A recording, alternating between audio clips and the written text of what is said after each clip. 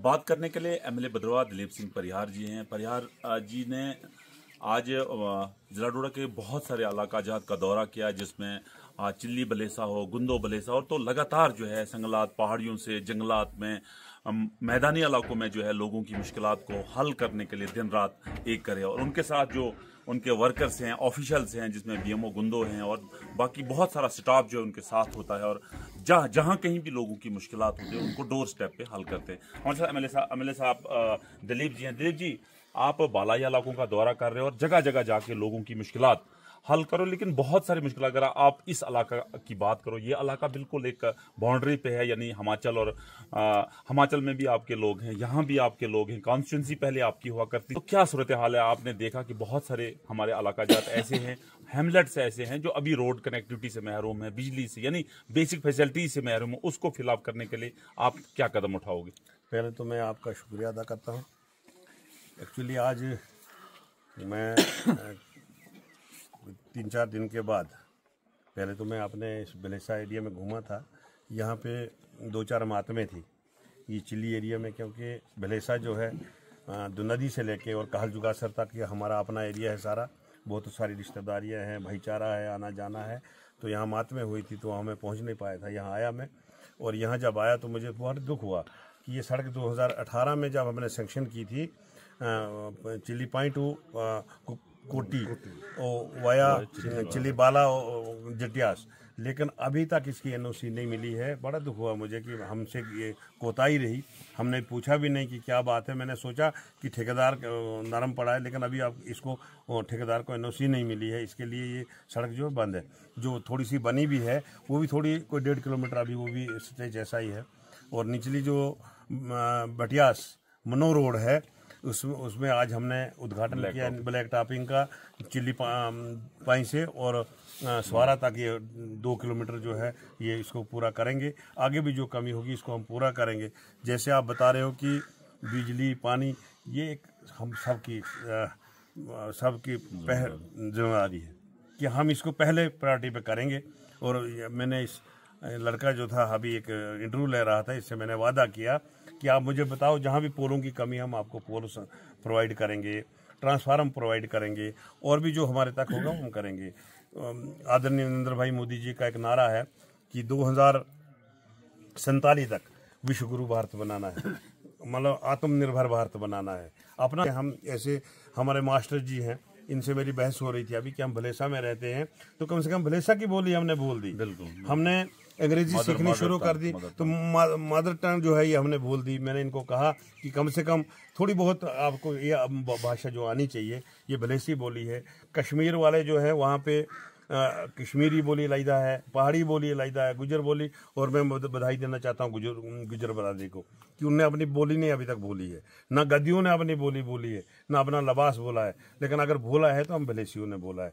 तो मैंने इनको कहा कि भलेसा में जो भी अपनी हमारा जो मेले हैं, जो हमारे कल्चर हैं, प्रोग्राम हैं, इनको हम बहाल रखें और ये बोली जो है बहाल। जो ब्यूरोक्रेट्स हैं, जो आईएएस हैं, आईपीएस हैं, उन्होंने अपना प्रोटोकॉल जो है इतना बड़ा बनाया है। गवर्नर, लेफ्टिनेंट गवर्नर हो, चीफ मिनिस्टर हो, कमिश्नर सेक्रेटरी हो, चीफ सेक्रेटरी हो, तो ऐसा लग रहा है कि हुकूमत जो है यहाँ हुकूमत नाम की कोई चीज़ है ही नहीं। आप देखिए पिछले दिनों एक विवाद ऐसा चला कि एक मकान गिराया गया, मकान पे कुलदीप शर्मा आते हैं और उसको डोनेट ज़मीन करते हैं, और उसके बाद कश्मीर से 2 बंदे ऐसे उठते हैं जो कुलदीप शर्मा को डोनेट ज़मीन करते हैं।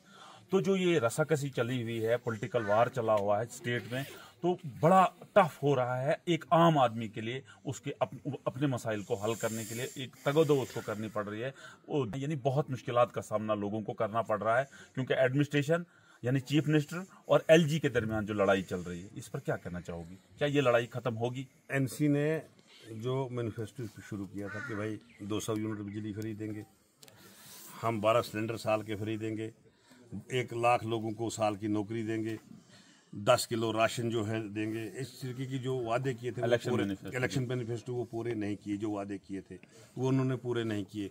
आज भी आप देखोगे एक होम डिपार्टमेंट जो है वो एलजी साहब के पास है, बाकी सारे डिपार्टमेंट जो है इनके पास है। अब ये जब ट्रांसफ़र करते हैं तब इनको पावर ख़त्म नहीं होती।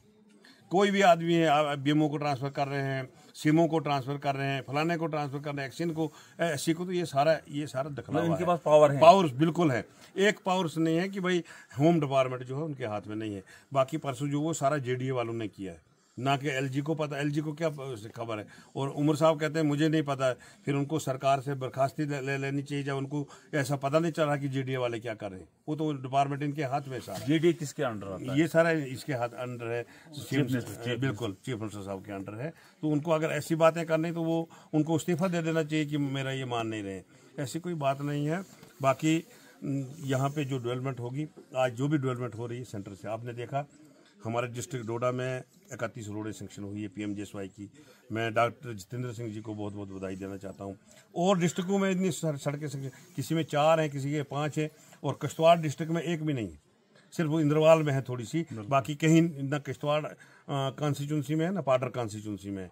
लेकिन इसके अलावा हमारे भलेसा में बुंजा है, कुंजा हमारा ये असेंबली हल्का है, या 50 है।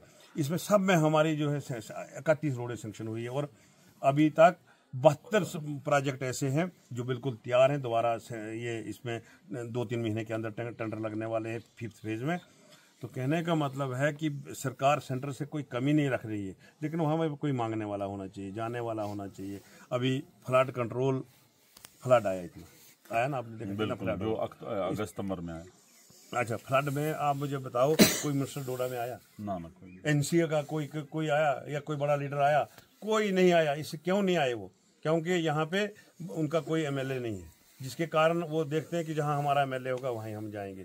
तो ये गलत बात है। सरकार को सब कुछ देखना चाहिए। अब जैसे मैंने अभी बताया, ये भाई बता रहे थे कि हमारा एमएलए जी अंदर है। मैंने कहा चलो वो तो कल बाहर निकल जाएगा, लेकिन एमएलए सब के ही होते हैं। एमएलए कोई बांटे नहीं होते हैं। 90 एमएलए हैं, 90 के 90 एमएलए जो हैं वो सारी जम्मू कश्मीर यूटी के हैं। तो मेरा कहने का मतलब है कि सिर्फ एक जम्मू कश्मीर में जो एलजी है उसको सिर्फ होम डिपार्टमेंट है, बाकी सारा जितना है वो सारा उमर साहब के पास है। बाकी आपने कहा ये देखो, ये पहाड़ी है, ये महलवार धार है। हम यहाँ से ये जो महलवार धार है, यहाँ से उस साइड मंगली है, तिस्सा है, भचलाडू है, चंबा नजर आता है। यहाँ पे महाड़ धार है, सुई धार है।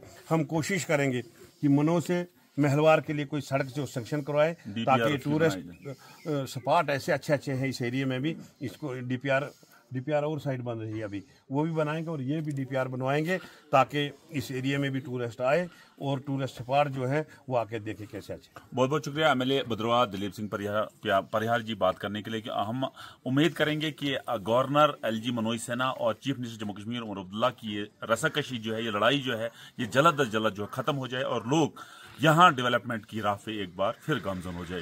नेटवर्क 18 के लिए फिरदौस कांडे, चिल्ली, डोडा से।